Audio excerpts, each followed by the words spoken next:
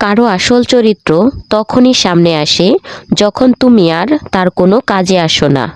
যখন নিজের দরজার সিঁড়ি নোংরা থাকে তখন প্রতিবেশীর ছাদের ময়লা দেখা বন্ধ করো। যে কোনো মানুষের শুদ্ধ শক্তি একটা টান টান রাবারের মতো, সীমার বেশি টানলে ছিঁড়বেই। হাসার কারণ খোঁজো না, তাহলে জীবন পার হয়ে যাবে। মাঝে মাঝে অকারণে হেসে দেখো, জীবন তোমার সাথে হাসবে।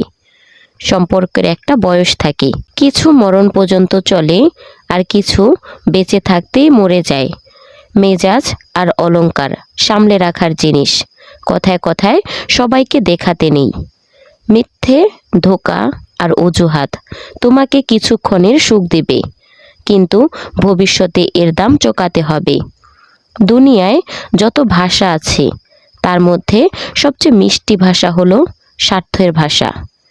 একটা সময় ছিল যখন হেসে ঘুম থেকে উঠতাম, আর এখন অনেক সময় না হেসে সন্ধ্যা হয়ে যায়। জেদ তো সবার থাকে, মাথা তো সেই নত করে যার কাছে সম্পর্কের মূল্য আছে। মিথ্যেও কি অদ্ভুত, তাই না? নিজে বললে ভালো লাগে আর অন্য কেউ বললে রাগ হয়। কারো জীবন পরিপূর্ণ হয় না, কিছু পাওয়ার জন্য আর কিছু হারাতেই হয়। জীবনের সব জ্ঞান বই থেকে পাওয়া যায় না, কিছু জ্ঞান স্বার্থপর লোকদের জীবন থেকেও পাওয়া যায়। জবাব তো সব কথারই দেওয়া যায়, কিন্তু যে সম্পর্কের গুরুত্ব বোঝে না সে শব্দের গুরুত্ব কি করে বুঝবে?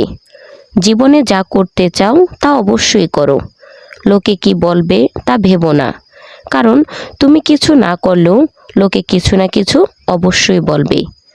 দুশ্চিন্তা তখনই হয় যখন মানুষ নিজের জন্য কম আর অন্যের জন্য বেশি ভাবে।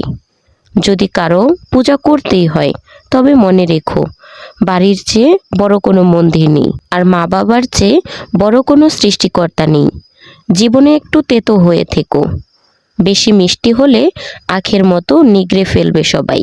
সব জেনেও না জানার ভান করে ভালো মানুষের লক্ষণ, কিন্তু বোকা হওয়া নয়।